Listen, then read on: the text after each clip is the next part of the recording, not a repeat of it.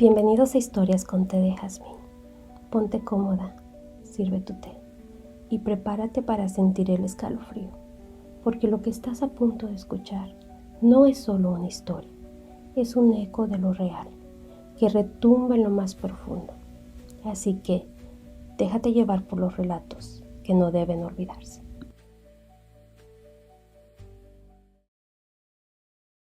Hola y bienvenidos una vez más a Historias con té de jazmín. Yo soy Jazmín y en esta ocasión te traigo una historia que te va a dejar como incrédulo. No sé qué palabra usar el día de hoy porque es una historia que parece sacada de una película, de esas películas de Hollywood que uno las mira y dice, ah, no es cierto, esto no puede pasar, pero de verdad pasó. Es de la vida real y es extremadamente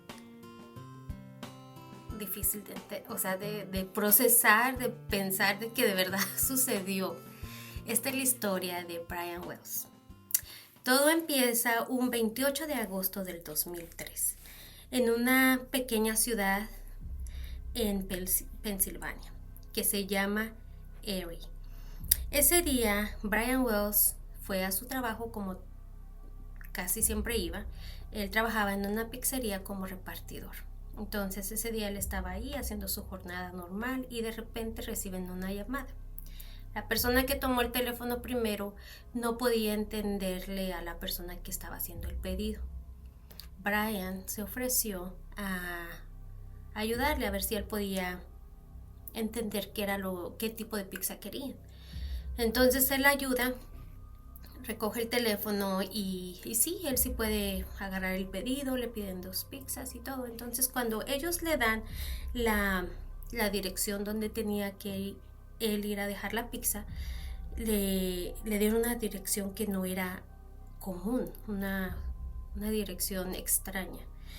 ¿Por qué extraña? Porque era una torre de transmisión en las afueras de la ciudad, un lugar solitario, rodeado de árboles y de campo, o sea, muy inusual.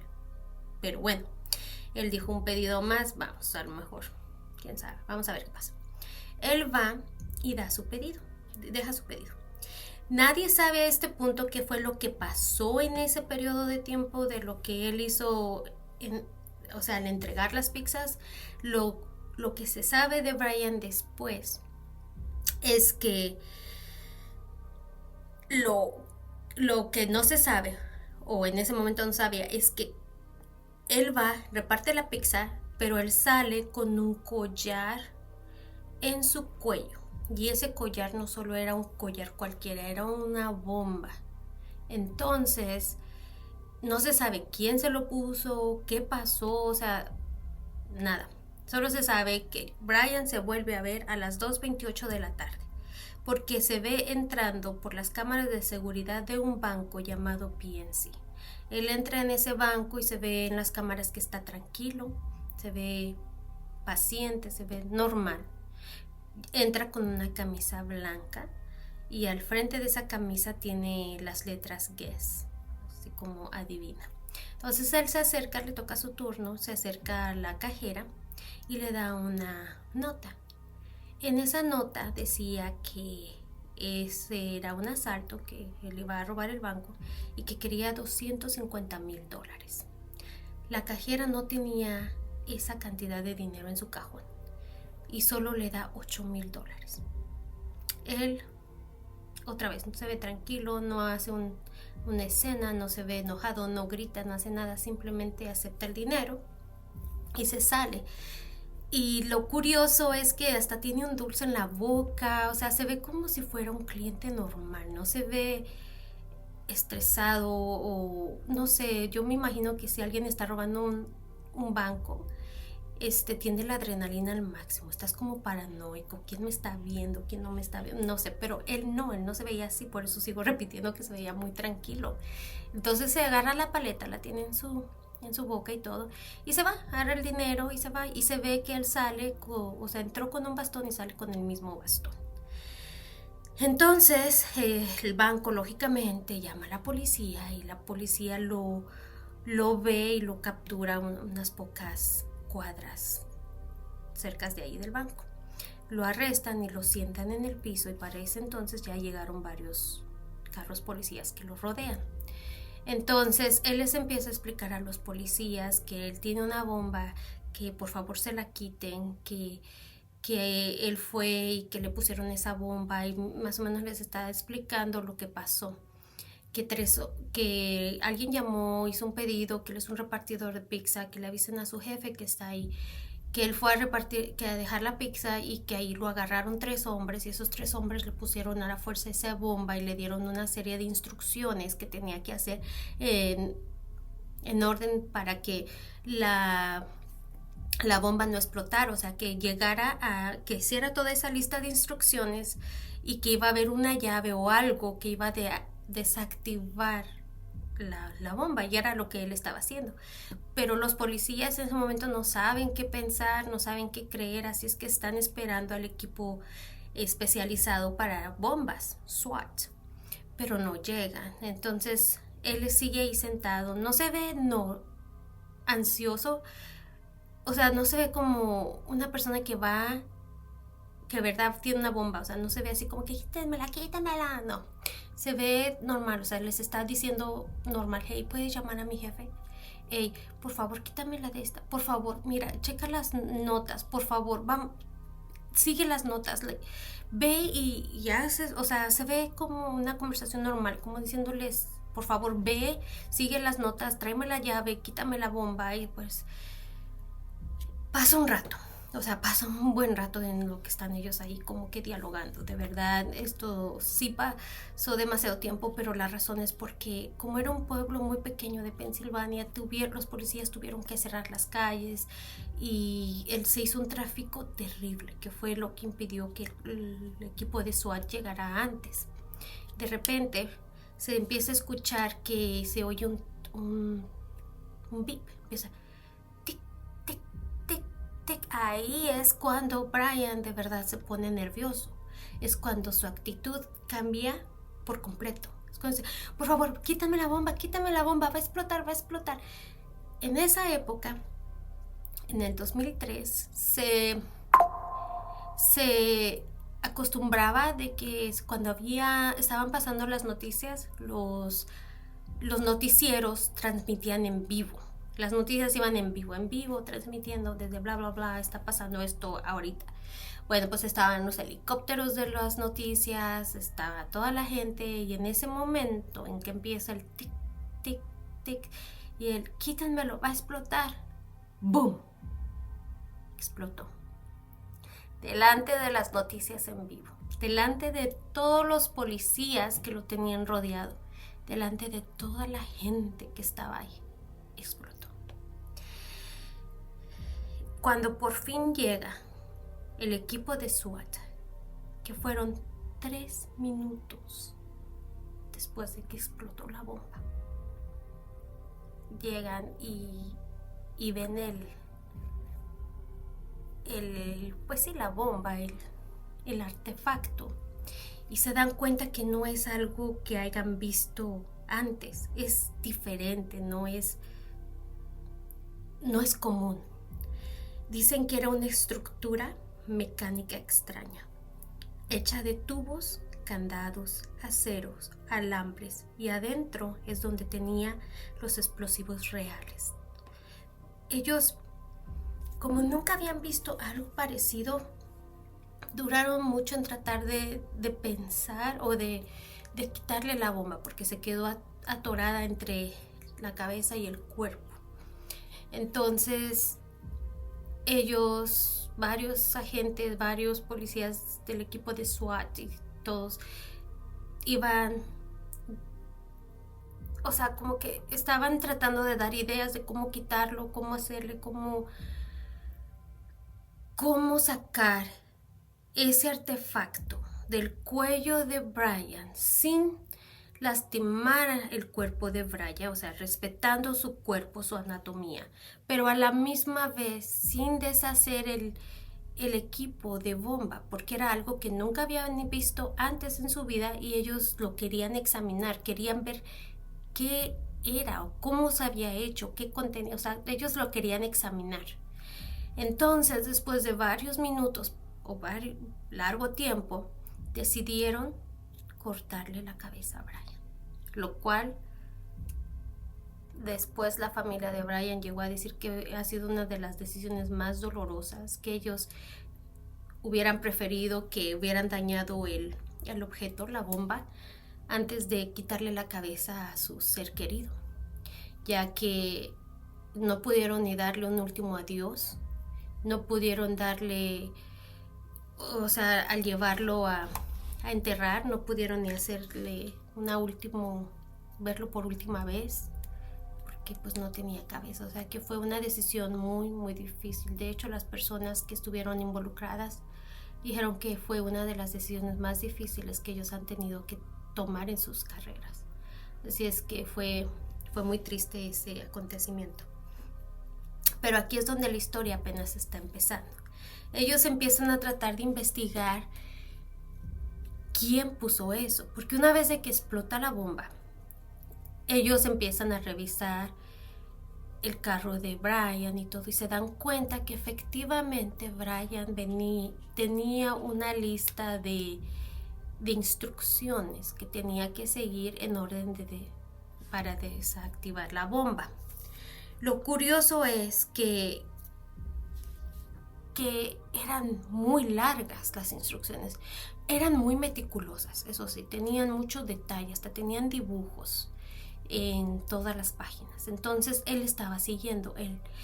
En las notas decía: vas a llegar al PNC, vas a pedir los 250,000, de ahí vas a ir al McDonald's, que fue donde lo atraparon, y de ahí tenía otra serie de instrucciones que él ya no pudo llegar. Los policías sí siguieron las notas, las siguieron para ver qué encontraban, y se dieron cuenta que si Brian no lo hubieran atrapado ahí, como quiera él estaba predispuesto a que la bomba estallara. O sea que aunque él hubiera seguido paso a paso todas las indicaciones, tal y como las personas que le pusieron ese collar le ordenaron, no hubiera llegado a tiempo. La bomba hubiera explotado tal cual. Así es que ahí es donde se dieron cuenta que lo que Brian les estaba diciendo fue verdad. Él no tenía nada que ver, él solo estaba siguiendo las instrucciones. Y ahora la pregunta para la policía era: ¿quién lo hizo? ¿Y quién diseñó la bomba? ¿Y por qué él? O sea, se les abrió todo un, ¿cómo se puede decir? Como todo un puzzle, todo un rompecabezas. Todo un rompecabezas que ellos tenían que ir encontrando las piezas. Así es que una vez que pasa el tiempo, que entrevistan a las personas cercanas a Brian, que van a su casa, que hacen su investigación, no hay nada que lo conecte. Van a su trabajo, su jefe le dice que era un buen trabajador, responsable, que le gustaba lo que hacía, no tenía ningún problema con Brian. Su mejor amigo, curiosamente, que trabajaba ahí con él en la misma pizzería, murió de una sobredosis a los pocos días. Y digo curiosamente porque fue un día antes de que fuera entrevistado por los agentes para conocer un poco más de la vida de Brian y preguntarle qué hacía en sus tiempos libres, qué le gustaba hacer. Habían hecho una cita y él les dijo que no iba a poder atender, entonces como que la pospusieron para otro día, y un día antes muere por sobredosis. Cuando los policías van a la casa de Brian, se encuentran con una casa pues normal, de un muchacho soltero, de una persona normal, o sea, no tiene lujos, no tiene algo extraño. Buscan entre todas sus pertenencias, no se ve que él tenga nada que ver con la bomba. Lo único que encontraron fue una libreta de números de teléfono que al empezar a llamarlos se dieron cuenta de que eran números de trabajadoras sexuales. Pero solo hay un nombre de una muchacha de ellas que se repite una y otra vez. Y cuando ellos quieren hablar con ella, pues ella en ese momento como que no quiso cooperar, no quiso hablar. Solo llegó a decir que ella lo estimaba mucho, que era un buen hombre y que sentía mucho lo que le había pasado. Pero bueno, hagan en cuenta que de aquí el caso se congeló. O sea, por más que buscara el FBI, por más que trataran de investigar, no había absolutamente ni una pista que los llevara a nadie, a algo sospechoso, absolutamente nada. Pero bueno, pasan los años y de repente alguien llama al 911. La llamada que toman viene de un hombre llamado William Ronstein. Él llama y les dice que tiene un cadáver en su casa en un congelador, que quiere que vayan y lo saquen de su casa. Entonces llegan los policías, es una llamada muy extraña, como que así de la nada alguien te llama y te dice, tengo un cadáver en mi congelador, ven y llévatelo. O sea, es algo extraño. Pero van y se dan cuenta que la víctima era James Roden, que era un hombre que había sido pareja de Marjorie Diehl Armstrong, que era la exnovia de William Ronstein. Entonces Marjorie era conocida en la ciudad. Era una mujer sumamente inteligente, que había estudiado en universidades muy prestigiosas, pero que sufría de enfermedades mentales muy graves. Era paranoica, obsesiva, a veces manipuladora. Había tenido varias parejas sentimentales y algunas de ellas habían muerto en circunstancias sospechosas. Pero según las autoridades, James Roden fue asesinado porque sabía demasiado sobre el crimen del collar de la bomba. Y William ayudó a esconder el cuerpo durante semanas. Así fue como los investigadores llegaron a la verdadera mente detrás de todo ese plan. Pues ellos van, vamos a empezar por partes, ellos van,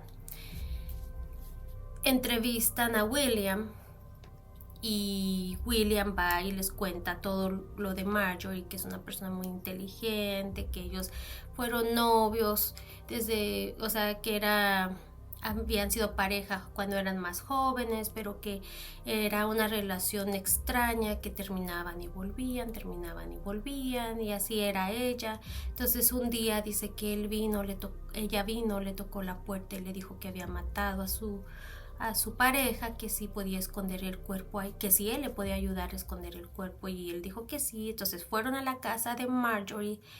Él describe dónde estaba el cuerpo, cómo estaba el cuerpo y cómo lo había matado. Dice que lo mató de un disparo, que estaba en la cama y que ellos agarraron el cuerpo y lo pusieron ahí en el congelador. Pero cómo llegaron a que era el plan maléfico que hicieron de la bomba, porque William llegó a decir, yo no tengo nada que ver con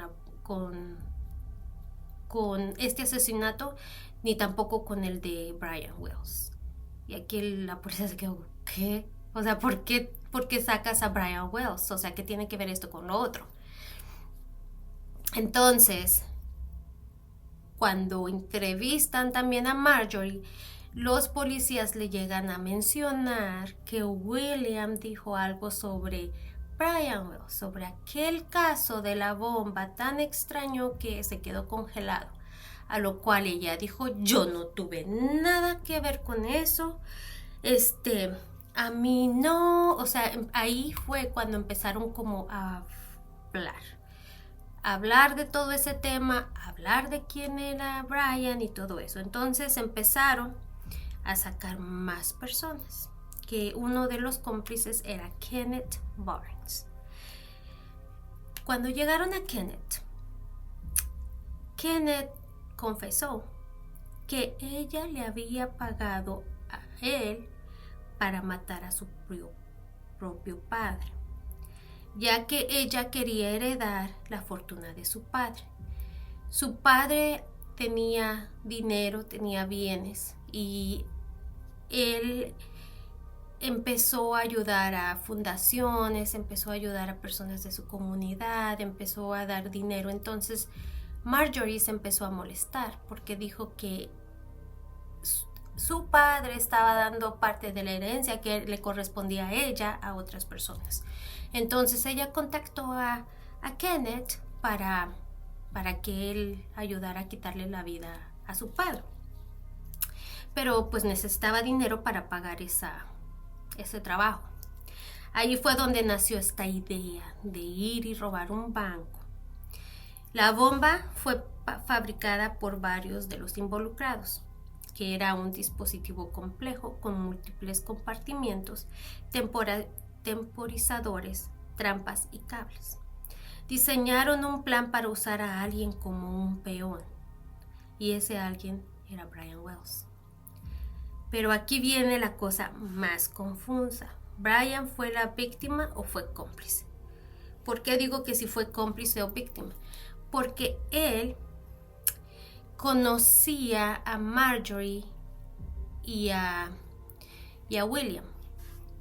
Él estuvo, de hecho, en varias de las, ¿cómo se dice?, de las juntas o de los planes que ellos hablaban de vez en cuando, de que iban a hacer esta bomba, de que iban a hacer esto. O sea, él fue parte de esas pláticas. Entonces, él aceptó participar, pero poco a poco se fue dando cuenta que a él lo estaban poniendo o lo iban a utilizar para hacer una de las partes más difíciles, que era eso, ponerlo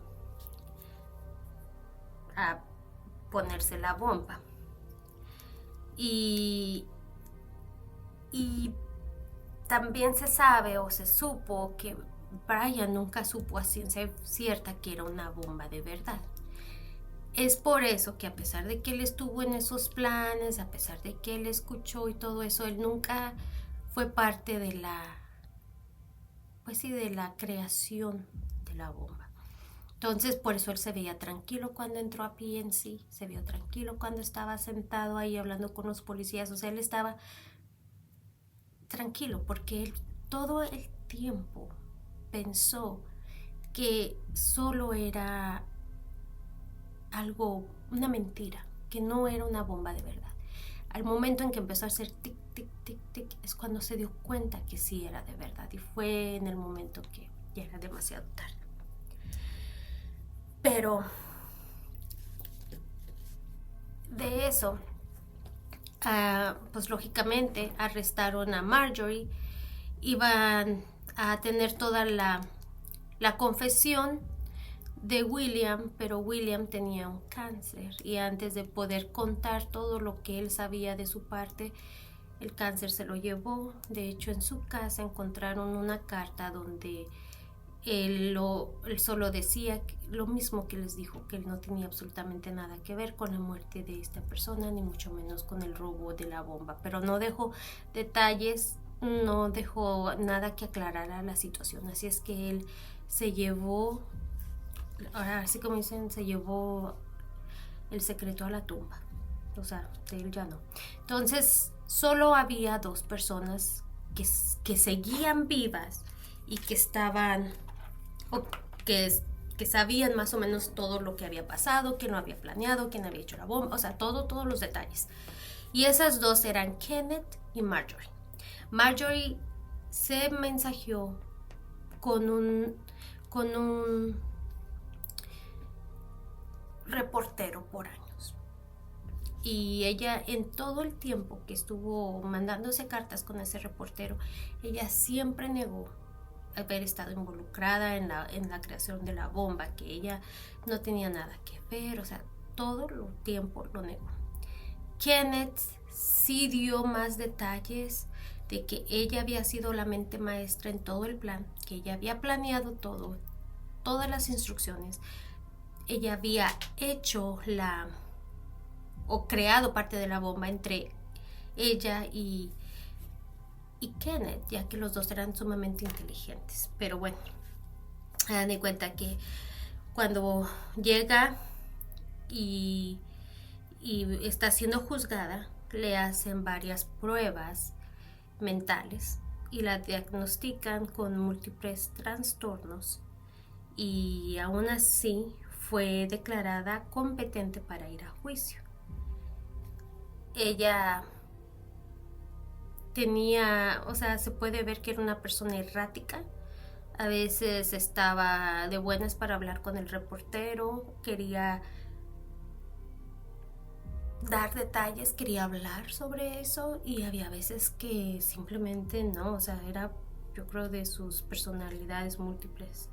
Así es que al final murió en prisión en el 2017 por complicaciones de cáncer, y Kenneth Barnes también fue condenado y enviado a prisión.